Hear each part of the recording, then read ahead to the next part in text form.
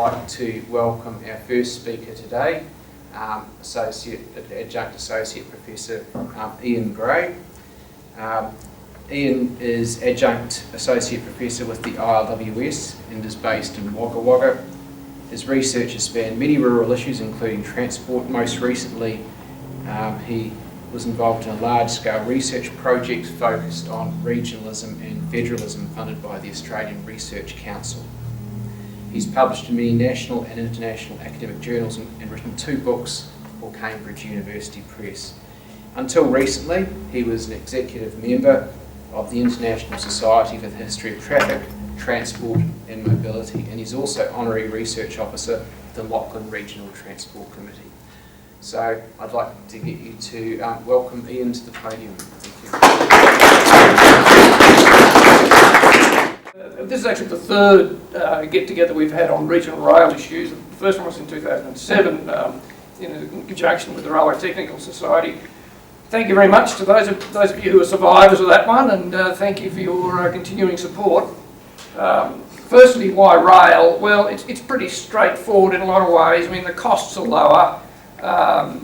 All kinds of costs are lower when you're running a train compared to running a road freight system, particularly when it comes to the externalities involved, and they are the costs that aren't generally paid for. They include things like environmental costs, pollution and such, but also safety and related issues. The other big thing, of course, is economic development, and we look at the history of regional Australia. Really, the pattern of settlement certainly in inland New South Wales and to a very large extent Victoria was laid down by the railways, and the railways were built initially to create a rural economy in some sense. So having convinced you that railway lines are a good idea, what I'd like to do is run through just a few pointers when we look at our regional rail system in Australia, or our rail system in Australia, and compare it with other places. In some respects, we're not doing too badly, because around about half of freight by volume in Australia does go by train, but about 80% of that is coal and iron ore. Very bulky iron ore being very heavy material. But there's huge variation amongst the interstate routes. If you're looking at the route across Australia, east to west, Sydney to Perth, you're looking at 70, maybe 80%, depending on the direction and the actual origins and destinations, of freight goes by train. Of course, it's a very long distance, and that's an important point. But that is a very large proportion. If we look at north-south, the proportions are much smaller, particularly if we're, and being here in Albury, not far from Victoria, the Sydney-Melbourne, Melbourne-Sydney route is particularly interesting, and it is probably just about the lowest. It's the biggest by volume of interstate freight traffic, but it has a very, very low proportion on rail. As I'm saying here, the proportion of interstate freight in New South Wales on rail is about 8%. From Victoria to New South Wales, it's as low as 3%. Now, 20 or more years ago, it was around about 20%. It has gone down, and I'll explain why a little further later. By way of comparison, I usually look at North America in one way or another, more often Canada than the US for comparisons. In the US, road and rail handle around about 41% each of freight by tonne mile, that is. And of course, when you're looking at it, when distance comes into it, rail handles a higher proportion because the rail journeys tend to be longer than the road journeys. Trucks in the US dominate all commodities, but that means they're more than half, offering more than half the transport for all commodities, but only over distances shorter than 500 miles. That 500 mile figure keeps cropping up in the US. Other figures crop up here, and they're generally a lot longer, or a bit longer at least. In the US, rail and other modes, including waterways, which of course are quite significant there, and pipelines, which are also, convey the majority of freight over distances between 500 and 2,000 miles. The distance factor comes into it. So when I looked at years and years ago, I tried to find some figures to compare Sydney-Melbourne freight with something in the US. Now that proved to be very difficult, so I more or less gave up. But I did get into my head that if Sydney and Melbourne were in the US, the proportion of freight on rail between the two of them would be at least 30%. You know, that's pretty much guesswork, so please don't quote me on that one. It certainly wouldn't be down around about 3 to 5%. The US has enormous advantages when compared to Australia, the American railroad system. One of those advantages is that the equivalent to our B doubles are not allowed on the federal interstate highway system due to mass regulations, the weighted vehicles. They are used, I understand, on some state highways.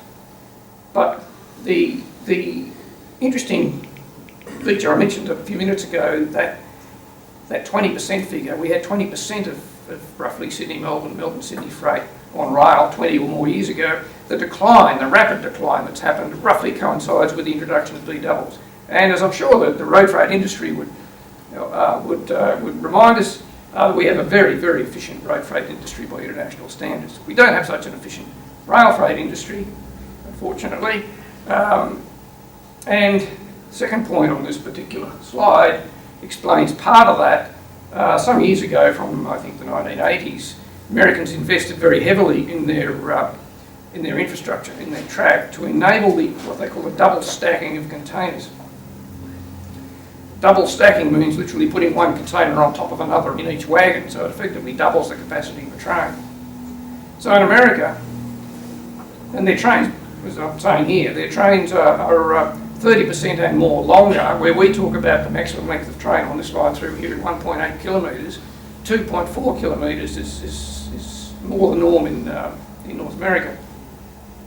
And nearly 30% heavier per wagon than our interstate trains. The weight per wagon is simply due to heavier tracks, heavier basic infrastructure. And just by way of illustration, this double stacking made a huge difference to the volumes of intermodal freight in the US. It reduced the cost of container movement by 40%. Now we can't do that here except west of Parkes. Double stacking is done west of Parkes. Certainly not on the Sydney-Melbourne route, and given the state of the infrastructure now, that's a long way off for that to happen. And that presents a fairly oblique sort of a picture when you look at that comparison. And when I was going through these figures, I started to think, well, what hope is there? You know, with no B doubles in America, it's very much a double stacking all over the place. Not everywhere, but all over the place. What hope is there in Australia? Well, then the ARTC, the Australian Rail Track Corporation, which is the infrastructure provider, it either owns or leases or manages all of the interstate main railway lines in Australia, including the one through here, of course. They're actually talking up the rail system, and there are some signs of growth in intermodal rail freight. Intermodal, by the way, where I'm talking about intermodal, I'm not talking about coal and iron ore so much, or grain, but I'm talking about containerised freight, basically. And we've seen some successes in recent times. There's some supermarket freight, I understand now, travelling intermodal train services up the east coast. I think our local intermodal hub has had some successes in attracting freight to rail as well, all containerised, of course. And really, if it's growing, it must have more potential, and certainly the ARTC believes so. I think largely because they've eliminated some of the expenses, some of the sort of extra expenses in the way that the rail system was being operated. They've also, of course, built a freight line, dedicated freight line into Sydney now, so the trains from the south going into Sydney don't conflict with local commuter passenger train services, which is actually quite important. And intermodal in America is big. Also in Britain, there's been tremendous growth in freight on rail in the UK. Supermarkets in the UK operate quite a number of trains. Okay, we're talking about interstate freight. Well, what about the regions? Well, it's difficult to talk about developing a regional rail system without having a fundamental underlying capacity on the main rail line system, because the trains out of the regions need those main lines to get to where they're going, basically. So that's rather important. But we're still running into some problems. The gauge problem is right here in Albury, at least, is kind of ancient history. Not quite so ancient history in Victoria, and certainly in parts of Victoria it's still quite a significant issue. But it's one that I think even the media and certain parts of industry keep going back to, and it's kind of mythological kind of writing off of the rail system by referring back to the 19th century sometimes. But when it comes to regional rail, I think there are other problems that in some ways probably could have been avoided if more concern and interest had been shown at the policy level for the particular situation of regional railways.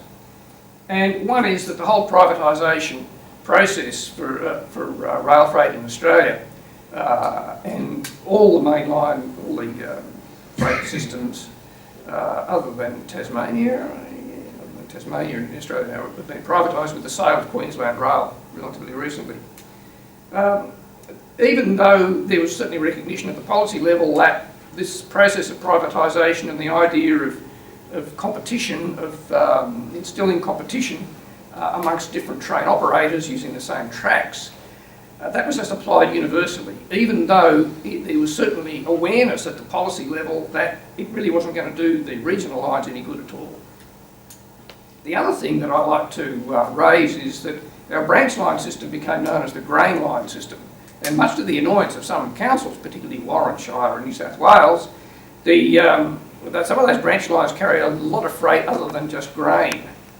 But it seems to be the generally accepted view that that's all they do. And that is a problem because they can in fact do quite a lot more. And when it comes to policies, there are sort of ideas kicking around out there which nobody is doing a great deal about. Modal shift, governments often announce intentions to move freight off roads and onto rail, particularly New South Wales does with respect to traffic to Port Botany.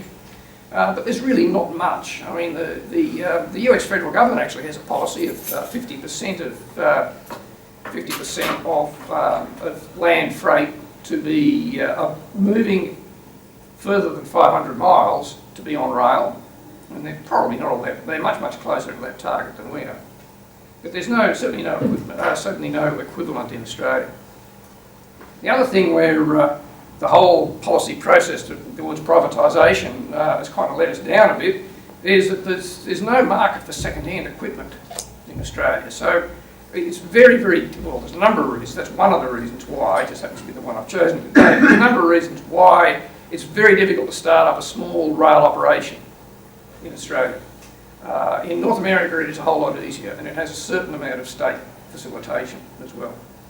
Now, and the particular issue I've mentioned here is second-hand equipment, where when the major system, the main rail freight providers in Australia were privatised, what they've done with their old equipment, their first priority has been to ensure that no competitor gets hold of it.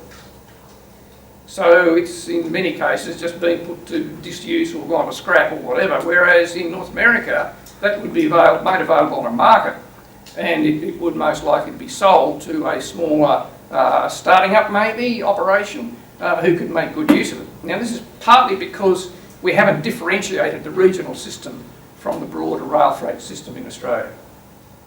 And in North America we have what is called a short line system, and this is a whole system out there, disconnected. They're not necessarily connected to each other, but nevertheless, certainly in policy terms, it is a system of small railway lines. Not very small in some instances. Some of them are quite big, some of them are very, very small. And in the US there's about 550 of them, so they're quite significant. And I might come back to the point, but they actually move 25% of the freight on the mainline railways in North America. Varies amongst the mainline operations, but about 25% of the freight comes off or goes on to, or both, a short line operation. Now, that system has developed because there has been a separate process of consideration for the needs of rail freight in their regional areas. Probably a lot of cultural reasons behind that as well, which we might discuss at some stage. But let me then look at how we might define the business of freight railways from a regional perspective. And there's a few important points here that I would really like to emphasise. One is, I mentioned earlier that the Australian Rail Track Corporation basically manages the mainline system and allows a number of different operators, basically 2 or perhaps 3, to compete with each other on those lines. Now, the US system is quite different in that the infrastructure owner, manager, etc. is the same outfit that runs the trains. The difference from the regional perspective is that that's created an equality of interest, a merging of interest between the railway and the localities and the industries and the places that they serve. Now, we don't really have a mechanism in Australia at the moment for bringing those interests clearly together. And we can see the ARTC now trying to take on that role, but they're disconnected. They're basically the infrastructure provider. They can't go along to an industry and say, we'll run a train for you. They don't run trains. Somebody else runs the trains on their track.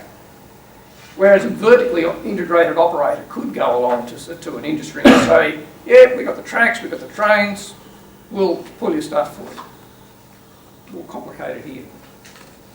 The density rule, this is a particularly important point, and it's one of the annoying things that I've found is that even in the rail industry, and certainly in other industries which might use rail, there's this belief, it's a kind of, I've heard a rail industry person use the term mantra recently, that distance is what matters. Rail is viable above a certain distance, and I've already referred to that 500-mile figure in the US.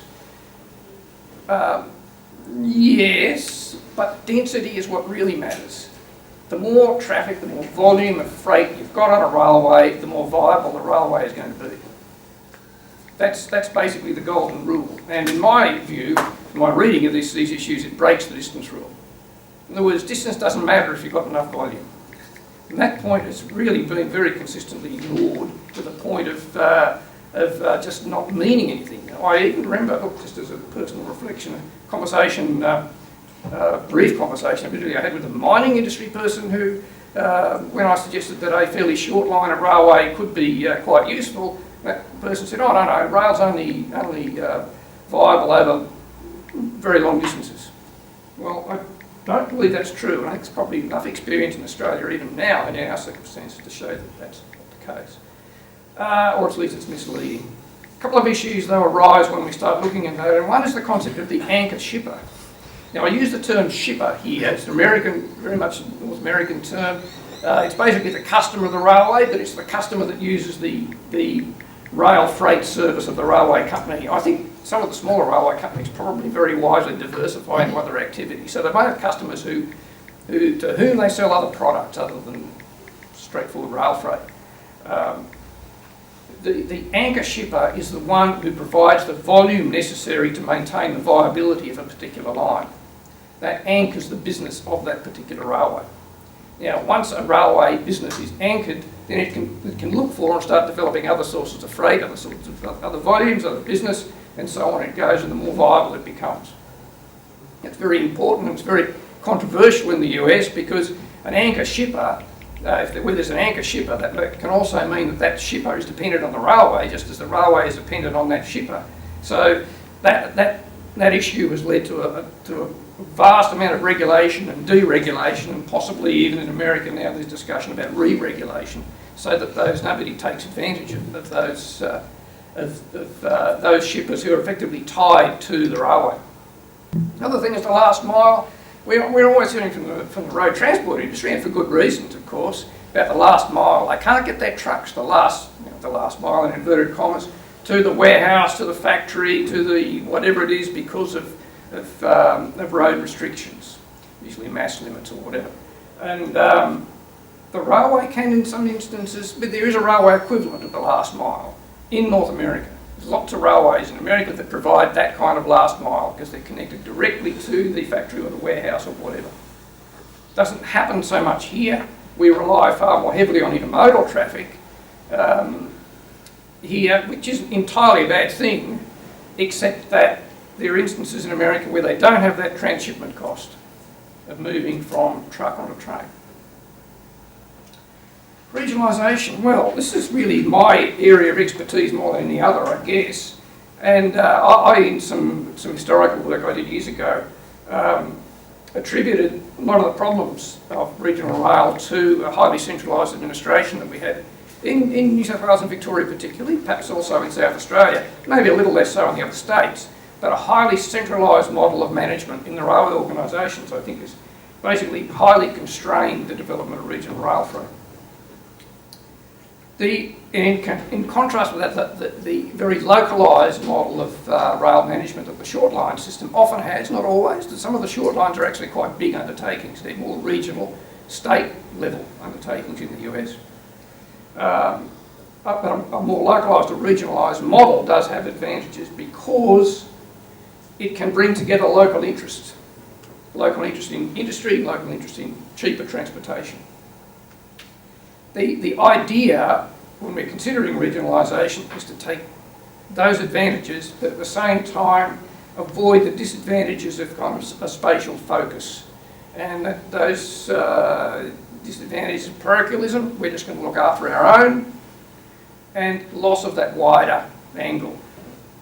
Nevertheless, when you look to North America and freight, I think there have been some successes in the existence of those 550 railways, many of which would have been closed and torn up were it not for this localisation or regionalisation. So what are the keys to success in such a thing? Bringing together those interests, local development interests with the rail industry.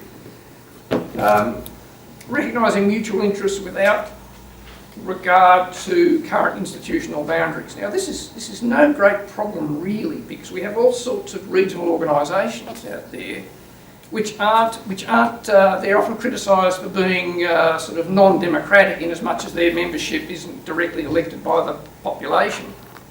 But nevertheless, they can represent local interests and they can get things done, and that's probably the important thing in this case. They go way back in Australian history really, and they're usually focused at something specific. Like the more formal ones would have been the old electricity county councils in New South Wales, water, for example. They're very formal, but they can exist informally as well, and one of them, which you heard earlier on, a little bit involved with, is the Lachlan Renfrew Transport Committee, which is being quite effective in many ways in disseminating information and providing contacts. Shipper involvement and chickens and eggs, well look, if you're talking about developing rail freight anywhere, and this applies to an awful lot of infrastructure anyway, you've got to get around this chicken and egg problem. That is, if you've got no railway, you can't offer a service, so nobody's going to come up with freight to run on it. But you've got to have some, you know, it's a question, what comes first, the industry or the railway? Now, if you want to, you need an industry, but the industry just might be dependent on the railway. So you know, which comes first can become a big problem.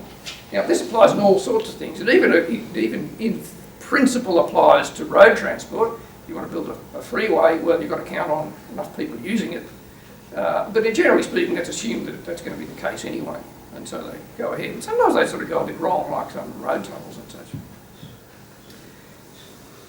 In this respect, I think the Americans get around this to some degree by once again bringing the industry together with the railway. Shipper involvement that I'm talking about here. Balancing those issues about tied shippers and anchor shippers and such, somehow or other. But they seem to be quite successful at bringing the two together so that a proposal to reinstate a railway, to improve a railway, has the backing of a business which has an interest in the railway, and the railway has an interest in the locality that business is likely to develop. Behind all this, of course, is state support, and I've actually written a paper about this.